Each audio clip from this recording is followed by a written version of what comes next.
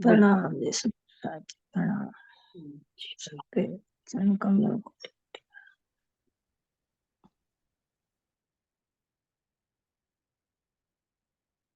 बोले श्री प्राणनाथ प्यारे की जय। श्री सद्गुरु महाराज की जय। सद्गुरु श्री रामचंद्र जी महाराज की जय। तीनों पुरी धाम की जय। सर्व सुंदर साथ की जय। बंदो सतगुरु चरण को, करो सुप्रेम प्रणाम। अशुभ हरण मंगल करण, धन्य श्री देव चंद्र जी नाम। सिर प्राणीनाथ निज मूलपति, सिर में राज शुभ नाम। तेज कुंवर श्यामा युगल को, पल पल को प्रणाम। आज को पल पल करो प्रणाम। श्री प्राणीनाथ तुम सत्य हो, तुमसे चलत जाओ। मैं अधीर करनी नहीं, बाग्रे की नाज, बाग्रे की नाज। बोले श्री प्राणनाथ प्यारे की, श्री सद्गुरु महाराज की। प्राणादा प्यारे सुंदर साथ जी, आप सबके धाम हृदय में विराजित प्राण प्रियतम प्राण वल्लभ गिरि चरण कमलों में कोटि कोटि प्रेम।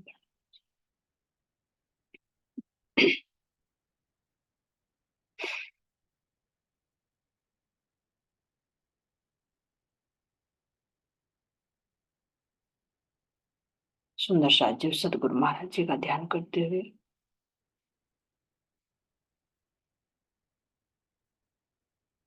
उनके चरण कमलों में कोटि कोटि प्रेम प्रणाम करते हुए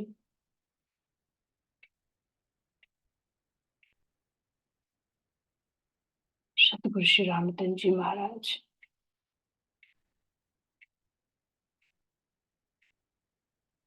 जिनके हृदय में साक्षात मेरे धाम धनी विराजमान है,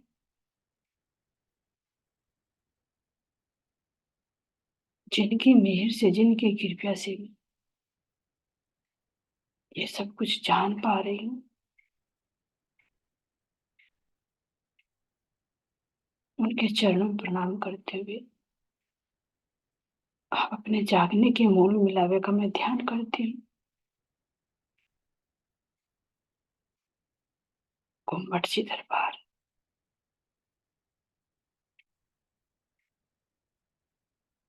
वो बंगला जी दरबार, जहां पर मेरे प्राण प्रियतम अपने नूरी तन से आज भी साक्षात विराजमान है।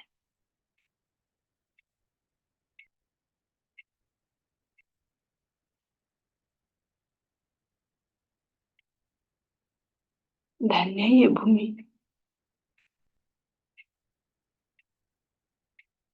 जहां पर आज तक इस संसार में पूर्ण ब्रह्म परमात्मा प्रकट नहीं हुए, यहाँ साक्षात बैठकर अपने दिल के सारे भेद खोल दिए। ऐसी दिव्य भूमि को मैं कोटि कोटि प्रेम प्रणाम करती हूँ।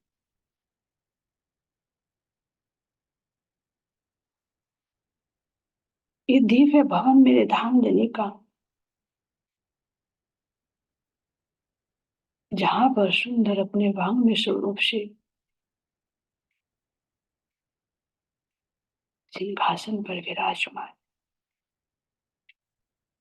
इसी की तलहटी में तो मेरे धामधनी ने इस ब्रह्मांड में ये मूल मिलावा बनाया कि जहां पर मेरी सारी आत्माएं एकत्रित होनी है।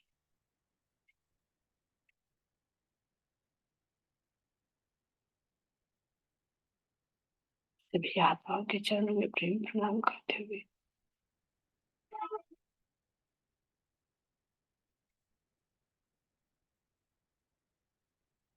अपने प्राण प्रियतम प्राण वल्लभ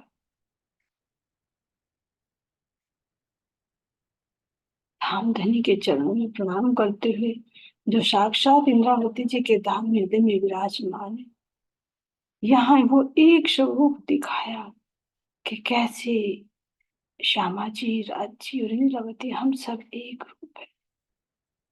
ये मार्फत की स्थिति का मूल मिलावा है।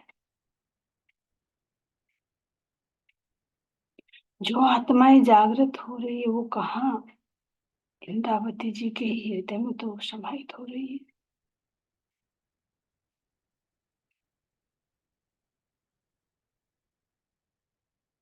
और उस आनंद को प्राप्त कर रही है, उसकी लज्जत प्राप्त कर रही है, जिसकी लज्जत आज तक परम धाम में भी नहीं ली थी। लेकिन आज, अब ध्यान दीजिए, हम परम धाम में ही बैठे बैठे, अपने मूल मिला में बैठे बैठे ही इन सब सुखों का रसवादन कर रहे हैं।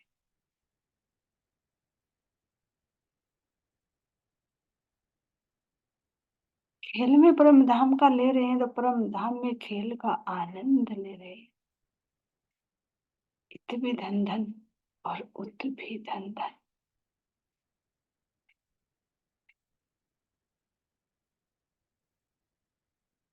हालांकि ऐसा हो नहीं सकता कि सौपन में असल का सुख प्राप्त किया जाए, लेकिन ये धनी की हिकमत है,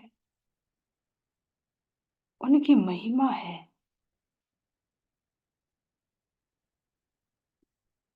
कि मूल मिलाप में बैठाकर ही इस सौपन रूपी ब्रह्मांड को दिखाकर इसमें अखंड का सुख प्रदान कर रहे हैं।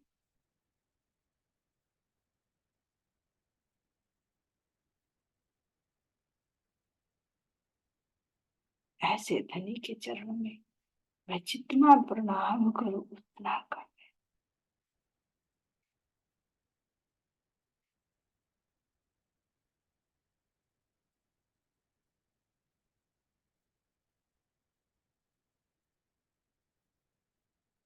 मेरे प्राण प्रियतम सदगुरु के रूप में आकर दिखा रहे हैं कि मेरी सखियों, अपनी शूरता को मूल में केंद्रित रखें।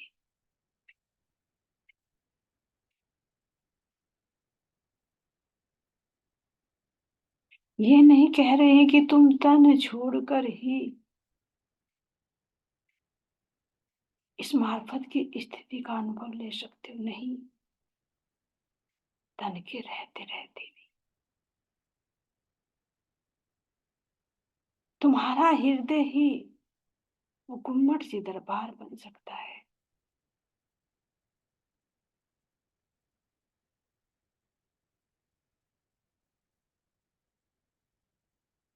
ये तो धामधनी ने अपना एक स्थान इस भूमंडल पर बनाया, नहीं तो धामधनी तो कह रहे जहां मेरी रूहें हैं वही मेरा मूल मिलावा है, जहां मेरी रूहों की मार्फत की स्थिति वही मेरा पद्मावतीपुरी था।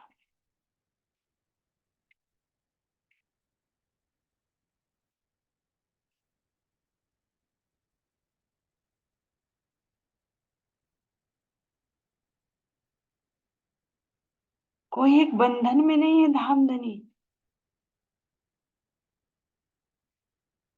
कि उस स्थान को छोड़कर नहीं जा सकते। तो एक निश्चित ठिकाना बताया, लेकिन मेरे धामधनी तो अंतर्यामी है, हर रूह के दिल में है, अपने वांग में स्वरूप से हर सुंदर साथ के घर में है।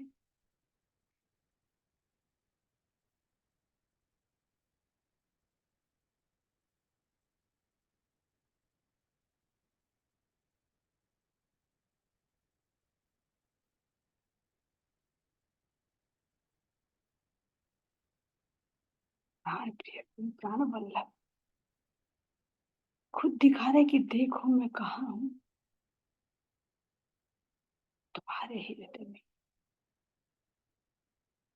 लेकिन कब दिखाई दूंगा? जब तुम उस स्थिति में आओगे। फिर वो स्थिति चाहे पन्ना जी की हो, चाहे तुम्हारे घर की हो, चाहे वन की हो, चाहे जंगल की हो, कहीं की भी हो,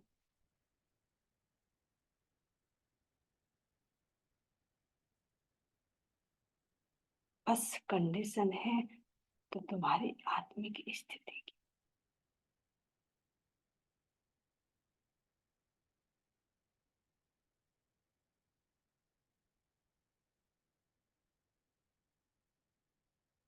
पन्ना जी में रहते हुए भी अगर विकृति नहीं गई, देह भाव से ऊपर नहीं उठे, तो क्या धनी मिलेंगे? नहीं।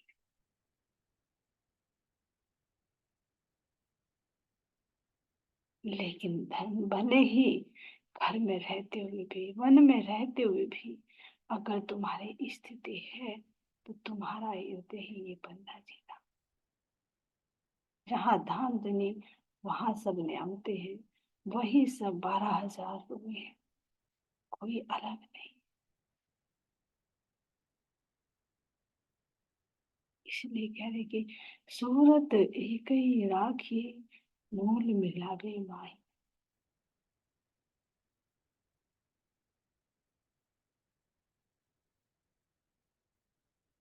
आखिर जब पन्ना जी में ध्यान करते हैं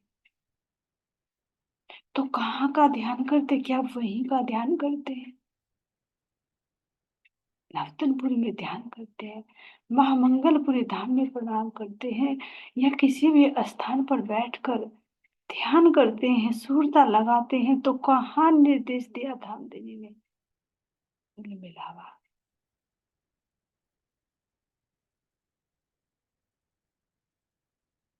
कौन सा मूल मिलावा? जब तुम अपने अंदर आत्म भाव में आएंगे, जो धाम धनी दिखा रहे हैं, इसी आत्मा के अंदर ही तो साक्षात था।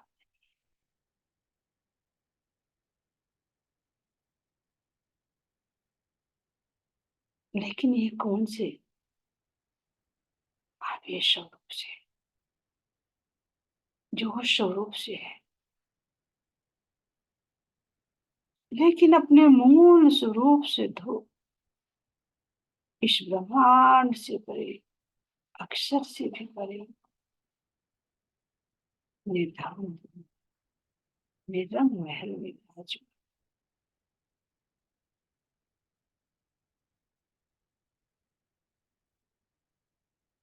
ऐसे अपने रंग महल की ज्योति हवेली,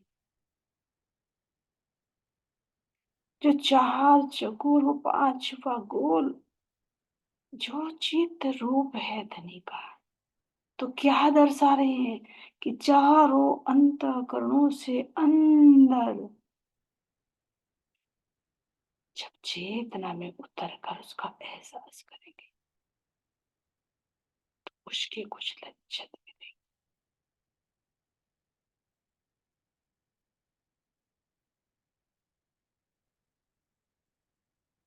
धनी के जो चार अंतःकरण रूप, ये चार को चकोर हवेलियां हैं, इनका भी जो मूल है, उस मूल में ही तो बैठे हुए हम इस खेल को देख रहे हैं।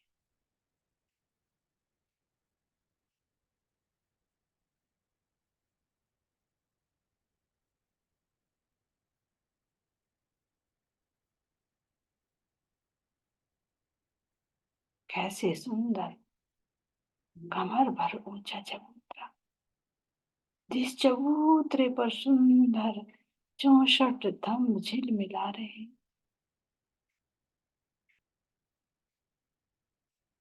इन सब के मध्य में कैसे सुंदर सिंहासन पर मेरे धाम धनी, मेरे प्राण प्रियतम आनंद अंग श्यामा जी सहित विराजमान है।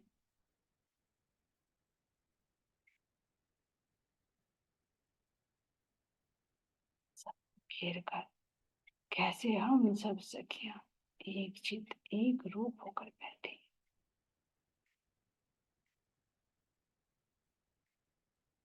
और धाम धनी के नेत्रों से नेत्र मिलाए।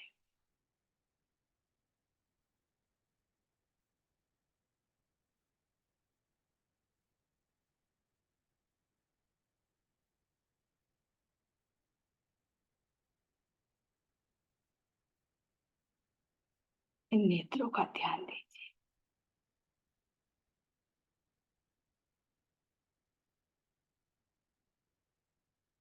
जब राज्य के नेत्रों से हमारे नेत्र मिले हुए हैं,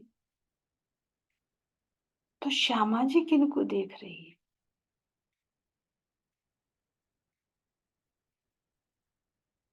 पीछे बैठी हुई सखियां कैसे धनी को देख पा रही?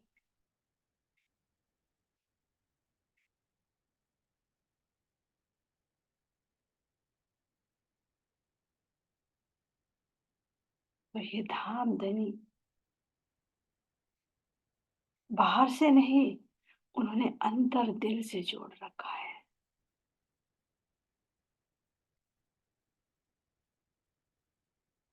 अगर कहे कि बाहर की दृष्टि से हमारी दृष्टि मिली हुई है, तो फिर श्यामा जी क्यों नहीं देख पा रही? वे तो बराबर में बैठी, फिर उनकी दृष्टि तो हमारे ऊपर है।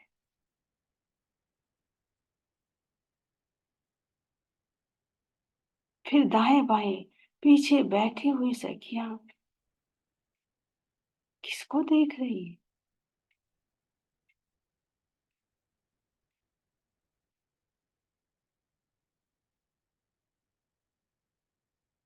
तो सब धाम धनी को ही देख रही है, लेकिन कैसे, कौन सी दृष्टि से? अंदर की चित्त वृत्ति से दृष्टि जुड़ी हुई है।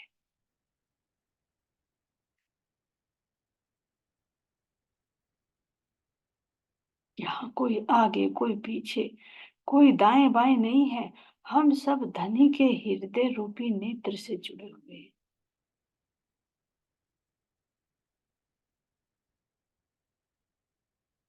नेत्रों से दृष्टि जुड़ी हुई होते हुए भी दृष्टि नेत्रों को नहीं देख रही होती, चित्तवृत्ति कहीं और होती है। इसी भांति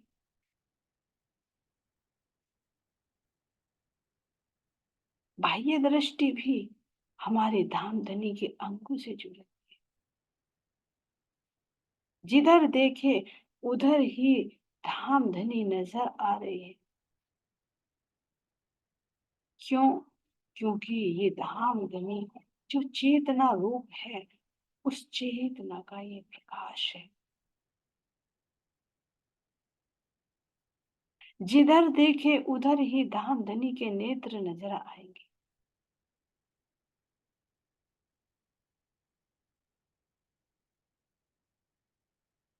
क्योंकि एक में सब है और सब में एक है।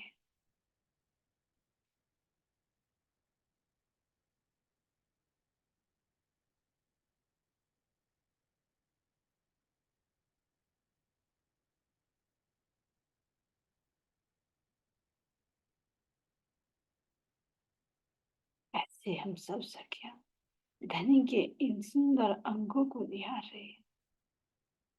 ध्यान दीजिए, मेरी श्यामा महारानी के नेत्र कमल,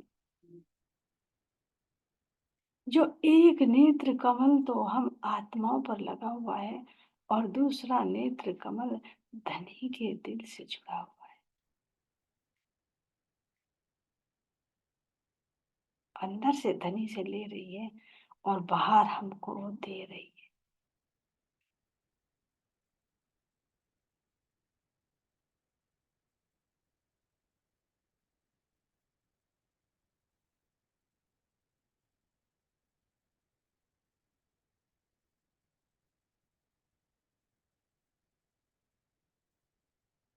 इन नेत्रों में सब रंग सब रस कैसे समाहित हुए, जिन नेत्रों के माध्यम से मैं धाम धनी के दिल के रस प्राप्त कर रही हूँ।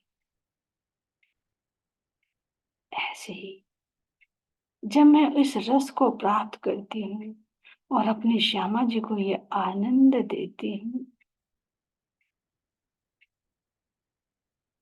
क्योंकि अपने आनंद की वृत्तियों से श्यामा जी को क्या मिलता है? आनंद। तो ये श्रवण अंग कितने गहरे और कितने गंभीर हैं, इनको देखिए। एक एक बात को कैसे अपने अंदर ग्रहण करते हैं।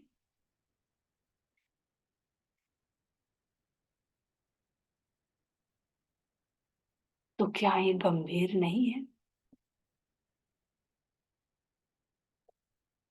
अत्यंत गंभीर है।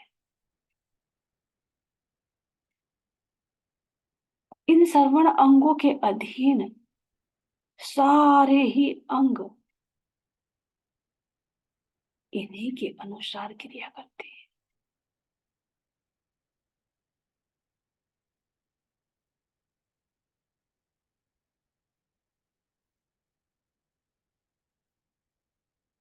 इस इनके अंगों में आए हुए इन आभूषणों की शोभा को देखिए।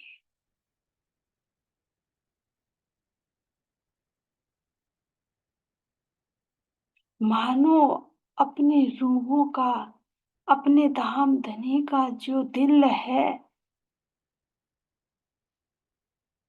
उस दिल से ये श्रवण अंग कैसे अटैच हो रहे हैं। ये कान और कुछ सुनना नहीं चाहते, केवल केवल केवल धनी की बातें।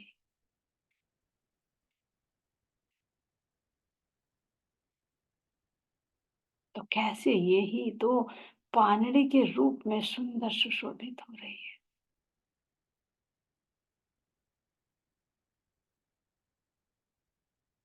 अब कोई स्थिर नहीं है श्रवण अंगों के आभूषण।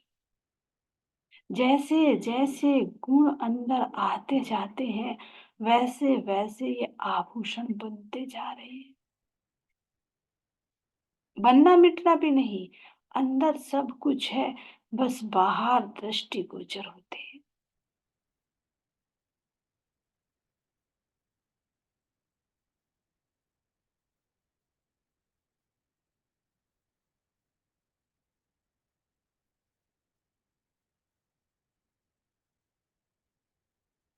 जब मेरी श्यामा जी धनी की बातों को सुनते सुनते उस आनंद में झूम जाती है, तो सारे आभूषण झूमने लगते हैं। लेकिन विशेष प्रकार का जो आनंद आ रहा है, वो श्रवण अंगों को आ रहा है। तो ये झुमकी बन जाती है।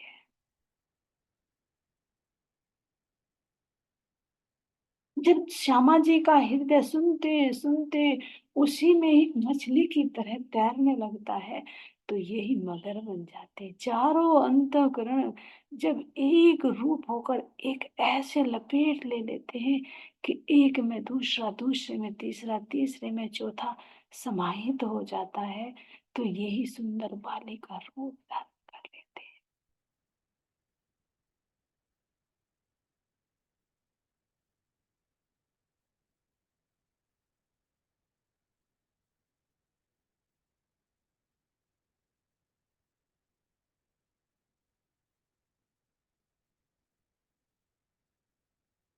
जितने जितने भाव श्यामा जी के हृदय में उठ रहे हैं, इन धामधनी की वाणी को सुनकर वो ही श्रवण अंगों के आभूषण बनते हैं। ऐसे ही हम आत्माओं के भी श्रवण अंगों के आभूषण बनते हैं। इसीलिए तो कहा, अगर संसार की बातें सुनोगे तो संसार के आभूषण बनेंगे, और धाम धनी की बातों को दिल में धरोगे तो परम धाम के आभूषण होंगे, परम धाम का श्रृंगार होगा। तो आशिक रूहें क्या चाहती हैं? बस धनी की बातें, प्रियतम की बात, अपने आनंद विलास की बातें।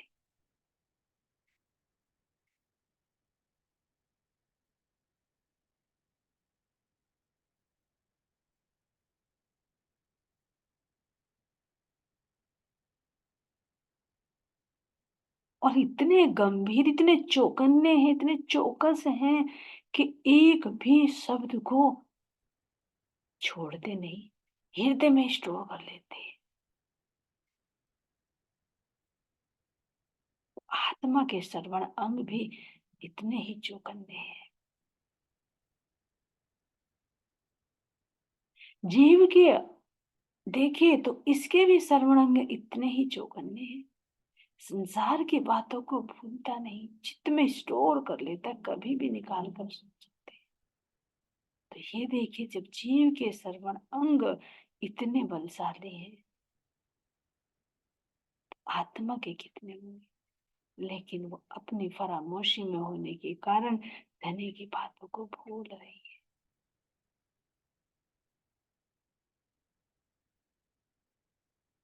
इसीलिए धामधनी कह रही है कि हे रूह, अपना श्रृंगार करना है तो दिन रात धनी की बातें सुनिए, चर्चा सुनने दिन रात अपना त्रुठा श्री प्राणनाथ। जो धामधनी धाम से वचन लाई, इन वचनों के माध्यम से मैं अपने अंदर स्टोर करती रहूं, करती रहूं, करती रहूं, तो माया का विष उतरता रहेगा और मेरे धाम धनी का रस चढ़ता रहेगा। ऐसे रंग में रंग जाऊंगी कि मेरे धनी के अलावा और कुछ मुझे सूझेगा नहीं। इसीलिए कह रहे कि जितने धनी के, श्यामा जी के अंग तुम्हारे हृदय में चुभेंगे, वो अंग तुम्हारे जागृत हो जाएंगे। चुभने का मतलब क्या? कि जो बातें तुम्हारे दिल में घर कर जाएगी,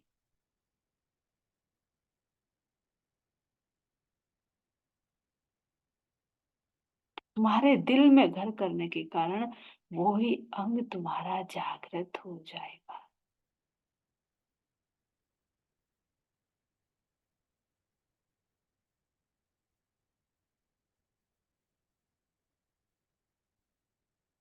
अपने श्यामा जी के इन श्रवण अंगों की महिमा को देखिए। पल पल में अनंत भाव प्रकट होते हैं, तो इसी आकृति के ये श्रवण अंगों के आभूषण दृष्टि गोचर होने लगते हैं।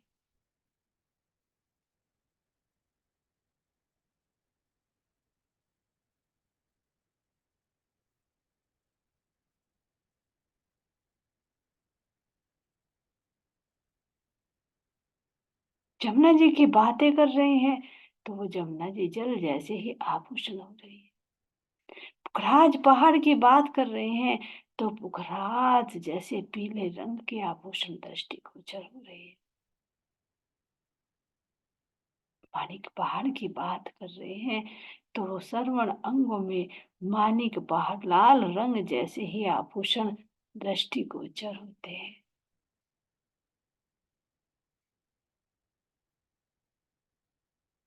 एक नग का होते हुए भी अनंत रंग उनमें नजर आते हैं। ऐसे मेरे श्यामा जी के श्रवण अंगों की ये आभूषण है।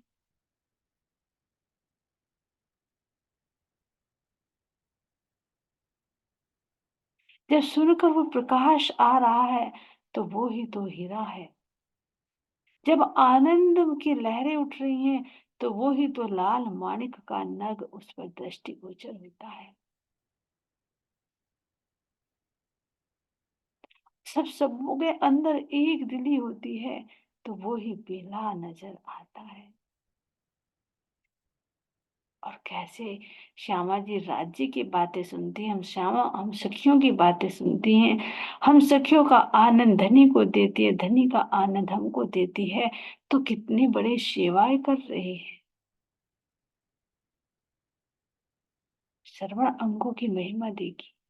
अगर ये श्रवण अंग ना सुने तो मुख क्या बोले? श्रवण अंग ना सुने तो नेत्र क्या देखे? श्रवण अंग ना सुने तो हृदय में स्पंदन क्या हो? नहीं हो सकता। श्रवण अंग ना सुने तो मन चित्त बुद्धि कोई कार्य नहीं करेगा, हाथ पैर कोई कार्य नहीं करेंगे, नासिका कोई कार्य नहीं करेगी। तो बात शाहिद है कि इन श्रवण अंग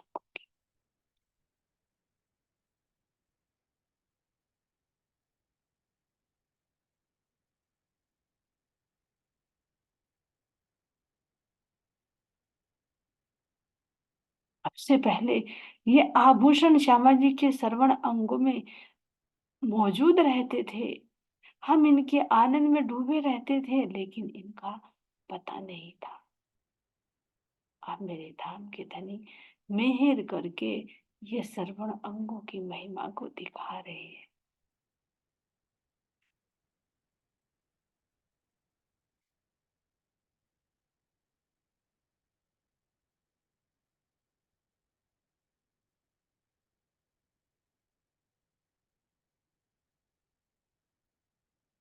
कैसे मस्ती में झूमते हुए ये दृष्टिगोचर होते हैं।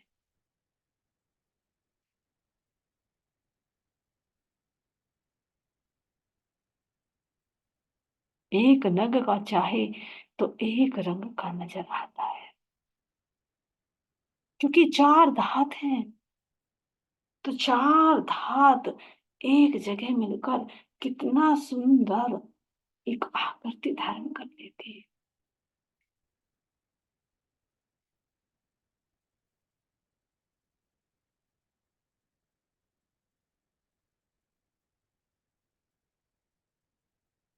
और इनमें अलग अलग जो रस प्रकट होते रहते हैं। एक रंग को देखना चाहे तो एक रंग के दृष्टिगोचर होते हैं, दो रंग में देखना चाहे तो दो रंग के दृष्टिगोचर होते हैं, तीन चार जैसे भी इच्छा है। अनंत देखना चाहते हो तो अनंत ही रंगों में दृष्टिगोचर होते रहते हैं।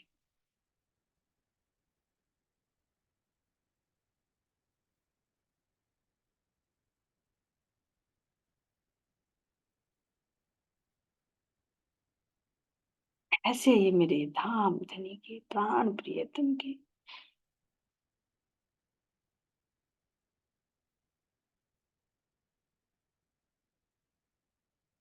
सुंदर श्रवण अंग, जिनकी महिमा शब्दों में वर्णन नहीं की जा सकती।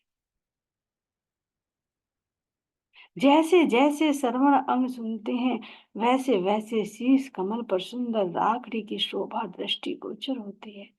क्योंकि जो सुनते हैं वो ही तो बुद्धि में जाता है, और जो बुद्धि में जाता है तो वही शीश कमल का सुंदर आभूषण बनता है।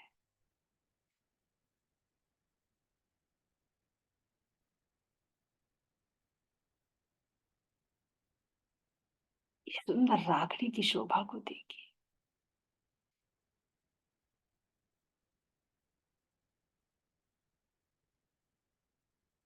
जिसके मध्य में सुंदर लाल माणिक का नग जड़ा हुआ और चारों तरफ हर प्रकार के रंगों की आभा झलकार कर रही है।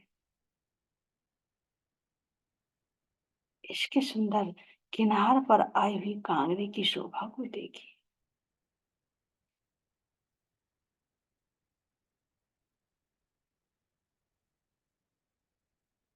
इसके चारों तरफ से एक नया ही प्रकार का प्रकाश निकलता हुआ दृष्टिगोचर हो रहा है।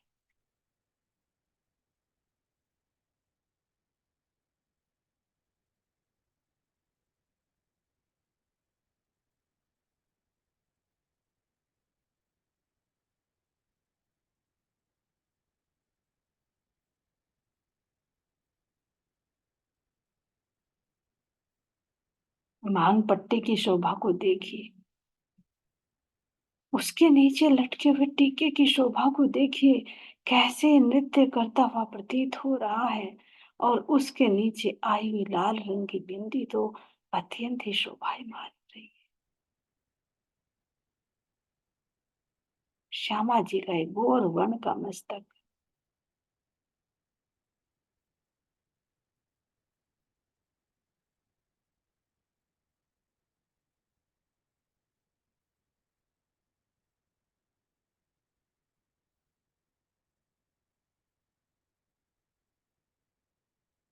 इस गोर वन के मस्तक पर सुंदर भौहें, भौहों के बीच में सुंदर लाल रंग की बिंदी, जिसमें से अनंत प्रकार की किरणें निकलती हुई दृष्टि गोचर हो रही है।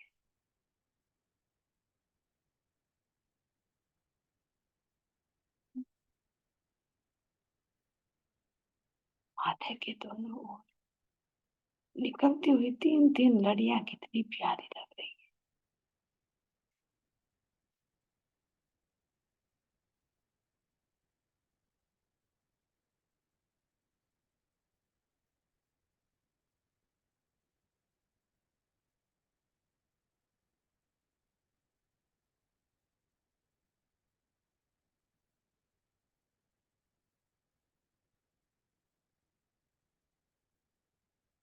बस दिल करता है कि श्यामा जी के इस सुंदर शीश कमल को, सुंदर मस्तक को देखते ही रहो। एक एक नग की शोभा, एक एक कड़ी की शोभा, जिन कड़ियों को मिल मिलकर सुंदर ये लड़ियां बनी है, जो श्यामा जी के शीश कमल पर आई और पीछे चोटी में जाकर कैसे गुथ कर एक रूप हो रही है।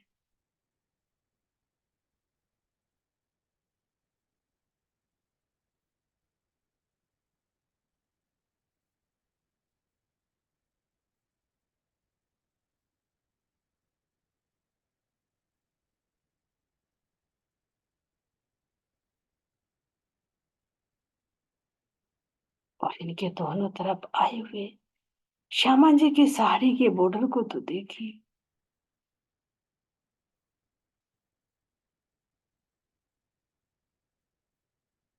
जिसमें से अनेक रंगों की आभा झलक रही है और बिल्कुल महीन बारीक सेंदुरिया रंग की साड़ी के अंदर से जब ये राखड़ी झलकार करती है तो कैसे सुंदर शोभा और लग रही है।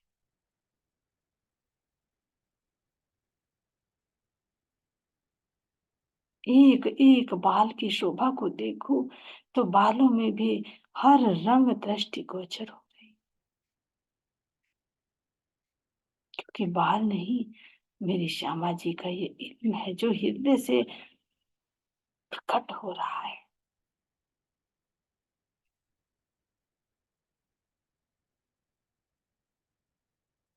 ऐसी मेरी श्यामा महारानी का सुंदर शीश कमल,